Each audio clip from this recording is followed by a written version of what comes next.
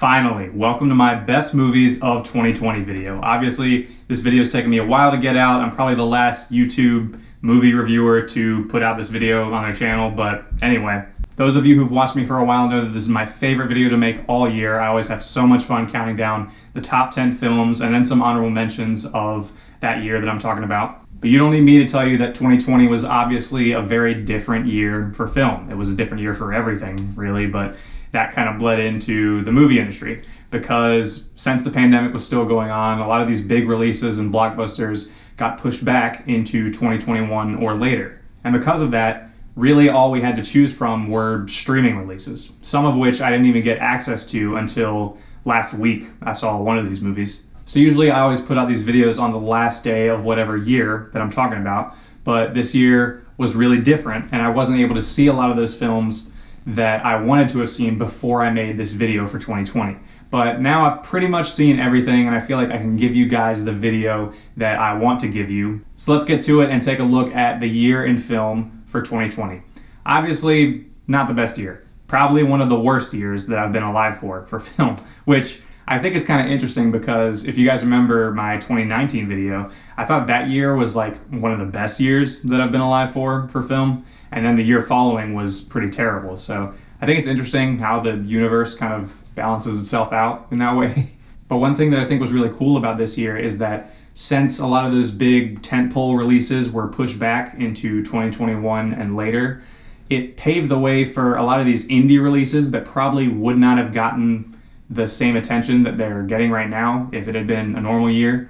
It kind of allowed them to be put into the conversation of the best movies of the year, which I think wouldn't have happened if things had been normal. And there were a lot of great indie movies from this past year that I think kind of flew under people's radar. Not a lot of people saw the films that I'm about to talk about in this video. So hopefully this video will give you guys some new films to check out and some films that I really enjoyed that I can interest you in. But let's get started. As I say every year, these are my personal picks for the best movies of 2020. They have no bearing on any extraneous categories like which ones made the most money or were seen by the most people or which ones will win the most Oscars. These are just the films that I enjoyed the most out of 2020. You may agree with a lot of the picks on this list, or you may disagree with them. That's kind of how it's supposed to work. Film is subjective. We all have things that resonate with us more and that resonate with us less. And that's what I think can be really interesting about these videos. But I do have some honorable mentions that I want to talk about. These are some films that I thought were really great, but didn't quite make the cut for a spot on my top 10. First of which being Da 5 Bloods, Spike Lee's stirring drama about the horrors of war and the impact that it can have on people. Delroy Lindo gave one of the best performances of the year, and this movie also has like a 5-minute scene that is the most intense sequence I saw in a movie in 2020. It also connects to modern day in some really interesting ways. Borat's subsequent movie film was very nice. I couldn't just not do that. Come on. I love this movie, even though it probably won't age well because it's very much an image of the Trump era, and it's kind of just a PSA for voting in the 2020 election. However, I laughed so hard during this movie that my glasses were fogging up, which is extremely rare. Sacha Baron Cohen is a comedic mastermind, and some of the stuff he gets away with in this film is absolutely mind-blowing. Pieces of a Woman, a devastating look at grief and what it takes to move on from an unimaginable loss. Vanessa Kirby gave the best performance of her career, and it has some really incredible visuals. There's a one-take sequence in this film that still has not left my mind. And finally, Mangrove, the first of 5 films in what is known as Steve McQueen's Small Axe series. This is a powerful story about racial injustice and the black community rising up against a corrupt system with some absolutely riveting courtroom scenes. So those are my honorable mentions, all of which are really great films in their own right, and you should definitely check them out. I think there's some really powerful stories, but they just didn't hit me in the same way that these next 10 films I'm about to talk about did. So let's get into that with my number 10 pick.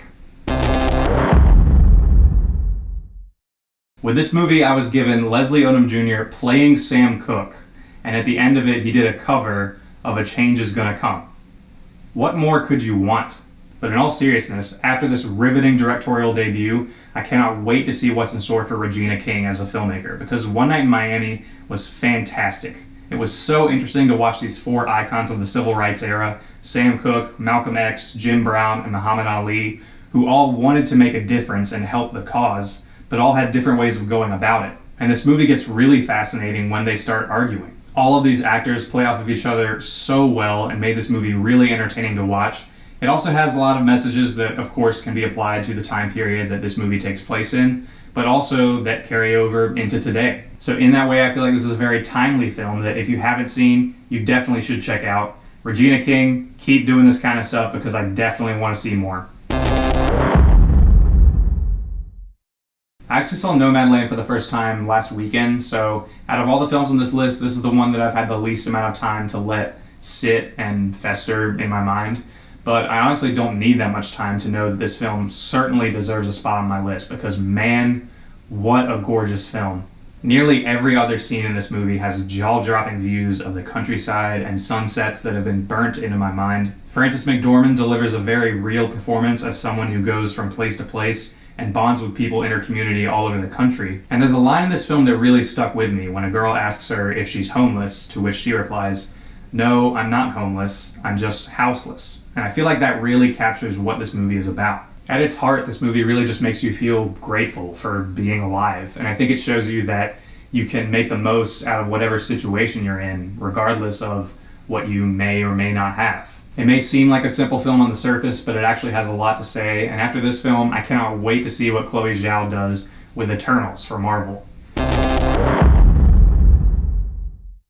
Sound of Metal is a heart-wrenching drama about a rock drummer whose life is suddenly turned upside down after he loses his hearing.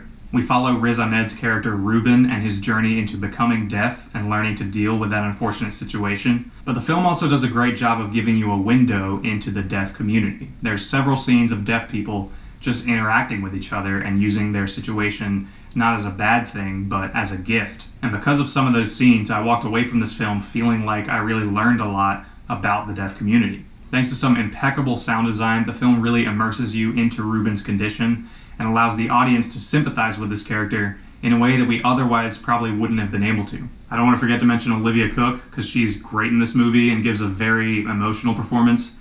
Paul Raci, which I'm sorry if I mispronounced that, but he's kind of the guy who guides Ruben through his journey into becoming deaf, and I thought he did a really good job as well. I really enjoyed Sound of Metal, and I think it's a movie that can do a lot of good if more people see it. Chadwick Boseman's tragic and untimely passing was probably the toughest celebrity death that I've ever experienced. This guy, he was an icon. And, I grew up watching him rise to fame, playing people like James Brown and Jackie Robinson and, of course, Black Panther. It was devastating to hear that he passed away, and that's why it was almost cathartic to see him give the best performance of his entire career in Ma Rainey's Black Bottom. There's a couple monologues that he gives in this film alone that make this film worth watching, and you can tell that he just put his absolute heart and soul into this. But also very good here is Viola Davis, who plays this jazz blues singer that does not mess around. It's a story about black musicians trying to get their art and their music out into the world, but who struggle to do that because of those at the top who just won't listen. I also really dug the atmosphere of this movie, how the recording session that the movie mainly follows is just so tense, and you can feel how hot it is in that room in every scene, and also how anybody could snap at any moment. George C. Wolfe did a really good job with the direction, and also probably my favorite final shot of 2020. I thought it was really thought-provoking. Rest in peace to the great Chadwick Boseman, gone way too soon. Andrew Patterson's first film as a director shows a lot of promise for him as a filmmaker. With The Vast of Night, I really enjoyed being transported into this 1950s Twilight Zone-esque world and just watching the mystery unfold and being along for the ride. You can tell that with this film, Patterson was not at all working on a huge budget or had a lot of backing from the studio, but that's kind of inspiring to me because the fact that he didn't have that kind of support and made this movie turn out as well as it did is so cool. There's a shot in this movie where the camera just goes throughout an entire town, and they got it from having a kid ride a go-kart with a camera strapped to it. Is that not amazing? It has this great investigative quality to it as we follow these two kids trying to figure out where this noise is coming from that they heard on the radio. And once you get deeper and start hearing the accounts of people within the town, it becomes really investing. Hollywood, please give Andrew Patterson the money and the resources that he needs to make another film, because clearly this guy knows what he's doing behind the camera. After Anish Chaganty's terrific directorial debut Searching, and now with his chilling sophomore effort Run, he's proved himself as one of the best new voices in the thriller genre. This is a bare-bones, stripped-down thriller that knows exactly what it is and doesn't at all stray away from that. I was white-knuckled throughout the majority of the runtime, desperately wanting to see Kira Allen's character escape this terrifying situation she was forced into. And speaking of Allen, she's great in the movie. I'm so glad they chose an actress who uses a wheelchair in real life, because it makes this character that much more believable during these sequences that are obviously really physically demanding for her. And of course, Sarah Paulson, who loves playing horrible human beings, has a great, unsettling presence throughout the film. And what a badass ending, also. Those of you who've seen it probably know exactly what I'm talking about, but I'm not going to spoil it for those of you who haven't. This is probably just one of the most investing and exciting thrillers that I've seen in a while. It was really great to see Chaganty do a thriller with a more traditional style, because obviously this guy really understands this type of filmmaking. Abortion is without a doubt one of the most controversial topics of discussion in the United States. A lot of people feel very strongly on either side of this issue, but I think it's really easy for us to cling to a position on something like this before we truly get a holistic view of the situation. And because of that, I think, however you feel about this issue, you need to watch Never, Rarely, Sometimes, Always. And I know the second I said the word abortion, some of you probably just checked out, but trust me, this film does not tell you how to feel. It simply presents the story of a young girl trying to get an abortion and just how difficult that experience can be. How information is systematically kept from people who go looking for resources. How inaccessible those clinics may be for people. How the people around them try to pressure them to make a certain decision. We watch it all play out. And of course, enough has been said about the scene that the film is named after, but it's by far the best scene in the entire movie, when a doctor asks Autumn invasive questions about how the baby was conceived, and we realize that there's always a hidden backstory to these types of decisions that we can never truly understand unless we've lived it. Autumn is played wonderfully by Sydney Flanagan in her first ever role. I hope she gets more work after this, because this was probably my favorite performance of the year. The film also says a lot about being a woman and the constant struggles that they have to deal with that, again, we can never truly understand unless we've lived it. This is a beautifully told story that can be hard to watch at times, but it's a very moving film that still has not left my mind.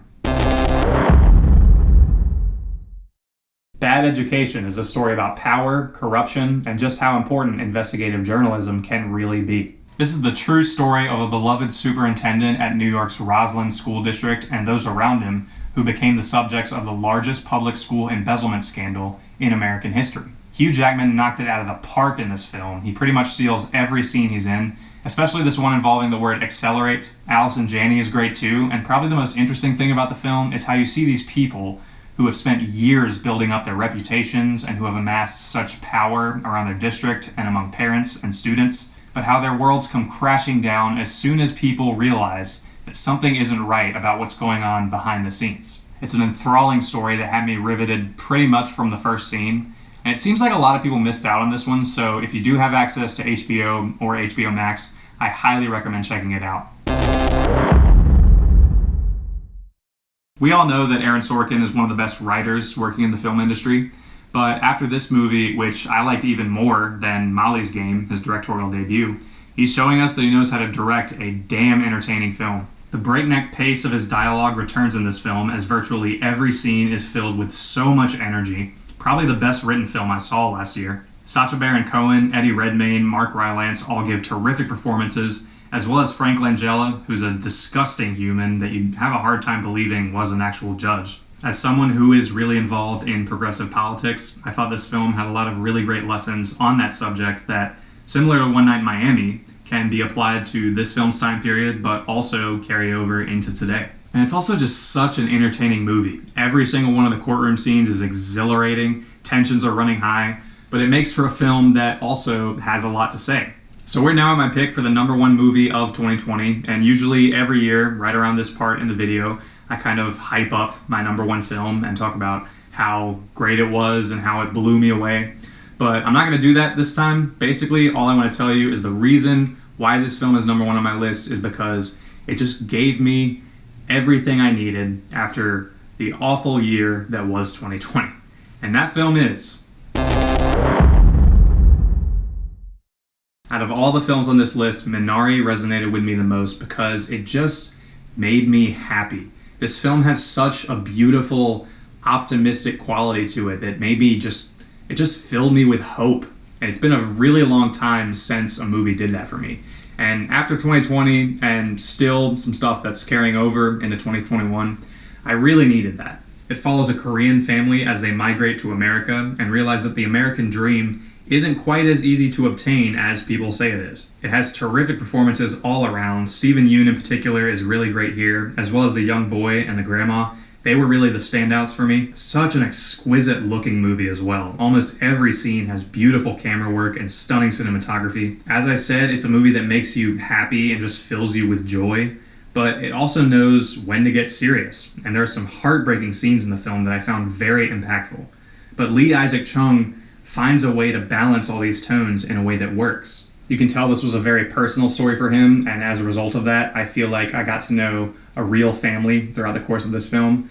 I adore Minari. I think it's an absolutely beautiful movie that gave me everything I needed after this year. If you are able to watch it, please check it out because it absolutely is worth your time, and it's my favorite film of 2020. Alright guys, so that's my list. Thank you so much for watching this video. I cannot tell you how much I appreciate it. And also, thank you guys so much for those of you who stuck with my channel throughout 2020 and watched my videos and supported my stuff. The fact that any of you want to sit down and watch me talk about this stuff really means the world to me. I can't express my gratitude to you all. And thank you for bearing with me as well as I caught up on a lot of these streaming releases that I wanted to see before I put this out. I really appreciate that. Also, what were your favorite films of 2020? I know there definitely wasn't a lot to choose from, but there's definitely some films that I probably didn't put on here that a lot of people enjoyed. Oh, also, I didn't see The Father. I feel like some people might question why that's not on here, but I have not seen it yet. I'm really excited to. But yeah, do you agree with my list or do you disagree with it? Do you feel like I left a lot of stuff out? Let me know everything down in the comments below. Look forward to more reviews very soon, including next week when I upload my WandaVision series review. I'm really excited to talk about that show, so you can look forward to that. And as always, be sure to subscribe if you want to see more videos like this, and I'll see you next time.